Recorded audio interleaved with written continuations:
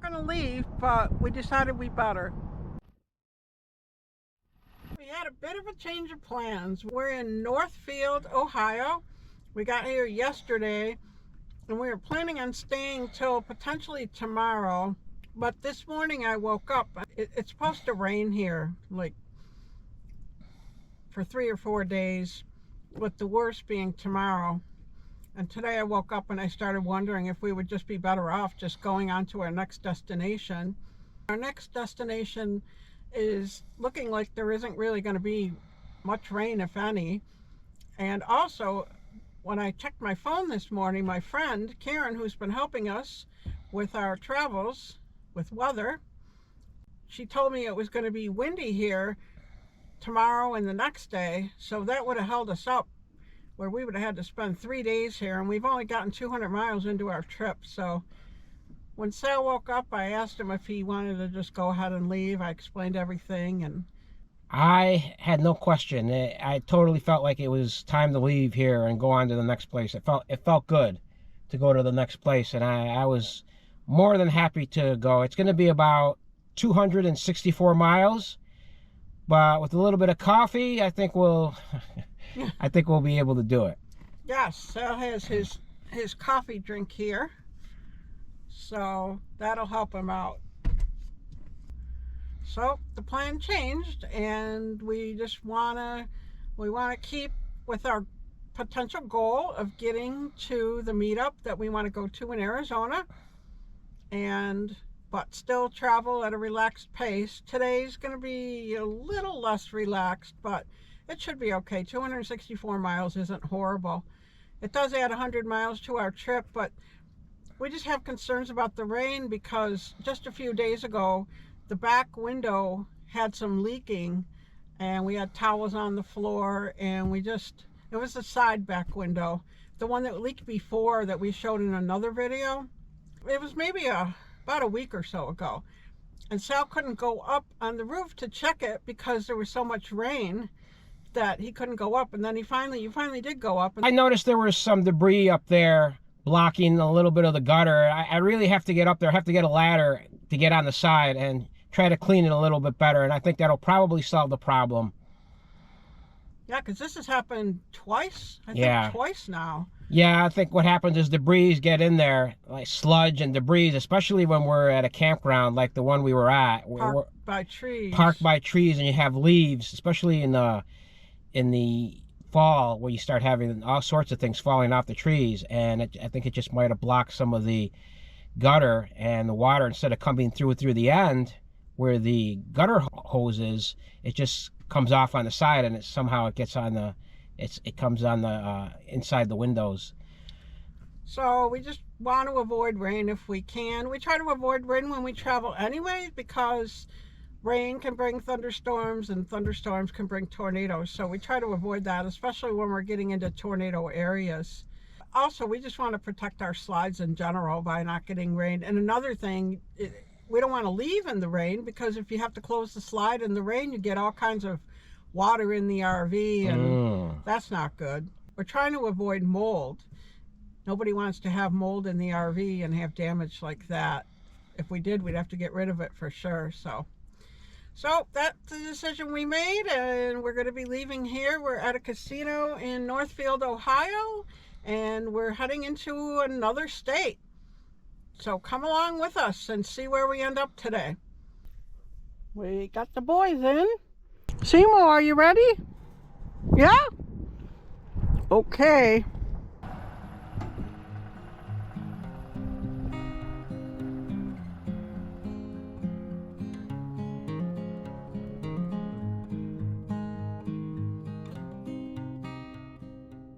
I noticed that a lot of people are interested in knowing what route we're on and what routes we're taking. So we are currently on 271 north. We're kind of heading towards Cleveland. We're going to be getting on 480 west. We're going to be on 480 for quite a while, and that will merge into Interstate 80, 90, and we'll continue on there for about a total of 260 miles. Henry's being very vocal. Right, Henry? Yeah, I know. The casino we just left, we spent one night there, and it was pretty quiet. It was quieter than the one in Erie. A little while after we got there, we had settled into the RV, and we saw flashing lights, and security came, and they said, oh, it's okay for you to park here. And they took Sal's, they wanted to see Sal's driver's license, and they took his phone number, and they said you could stay overnight. So I'm not sure the exact limit of how long you can stay there. And there's a buffet there on Thursday, Friday, Saturday, Sunday, and Monday, but it's kind of pricey. The lunch buffet is $25. We were going to go to it tomorrow because it's not until tomorrow, but we ended up having to leave, so we didn't get to go.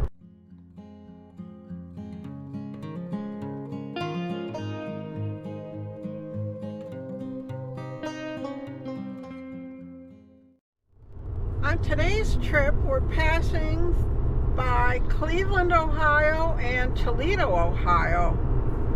One thing that's pretty neat about Cleveland is, well, two things actually. Cleveland is on Lake Erie. We've gone through it before and we've shown that. The Rock and Roll Hall of Fame is also in Cleveland, and that's pretty cool.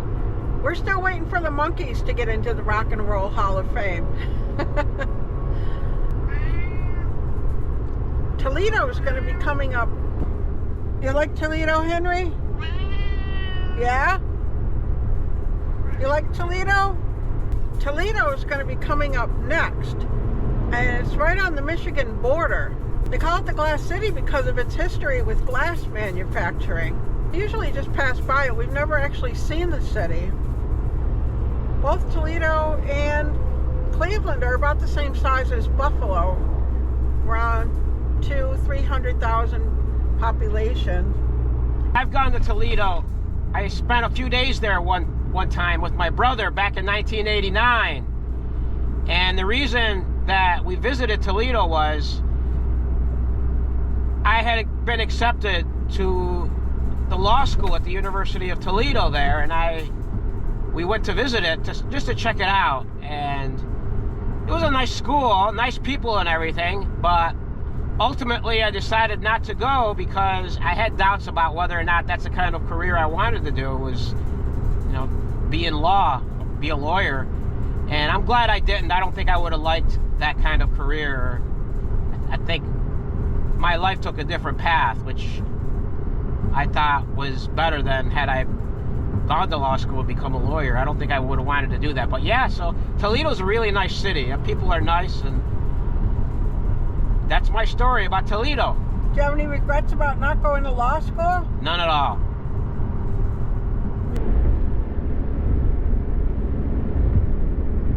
We just passed a travel plaza.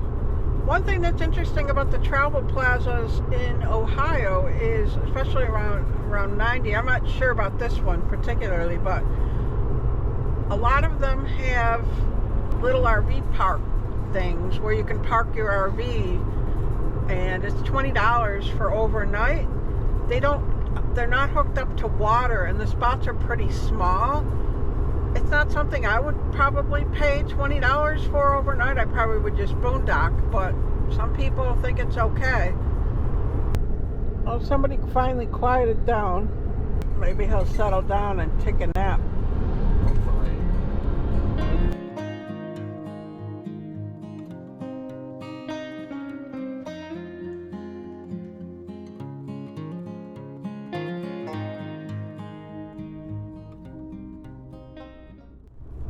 We just passed the Sandusky, Ohio exit. Who knows what's in Sandusky, Ohio? Before I answer, make a comment. What's in Sandusky, Ohio?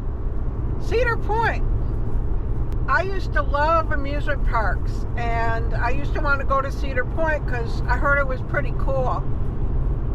But I've reached the point where I think I still like them, but we haven't gone to one in years, and we like the more tame rides now.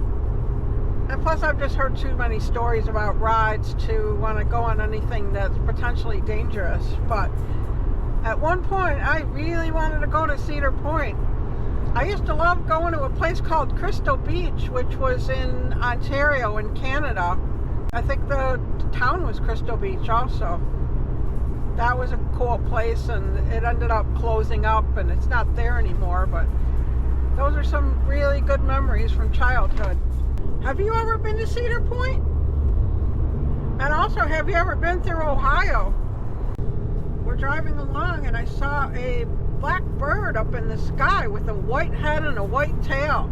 And I looked it up, and it apparently seems to have been a bald eagle. That was kind of a cool sighting. The road for 480 was good. And now we're on 80 in Ohio, and it's good. So hopefully it'll stay nice and smooth. That one stretch of 90 was quite bad.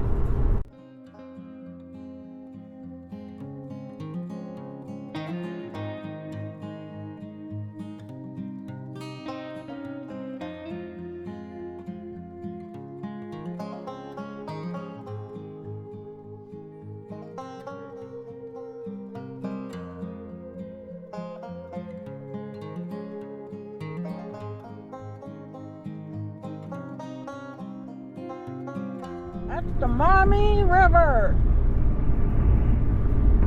Isn't it pretty? We're going back to Indiana. Indiana, here we come. We're driving by the world's RV capital, a little town called Elkhart, USA. And Seymour's just being quiet back there. You hear me, Seymour? Hey, Seymour. Oh, Henry's answering for Seymour. Oh, there it is on the right. Well, that's a small one. More to discover, Indiana. Welcome to Indiana. We made it to Indiana. That's how many times we've been to Indiana now? Like 7 times or something like that? Quite a few. Probably more than 7. Oh, wow. Got dark all of a sudden. Wow. Yep. That's weird. Got really dark all of a sudden. We're riding right along the border of Michigan. Probably those buildings you see off in the distance are Michigan. Grand Design RV. 80% of American RVs are made in this area. Elkhart.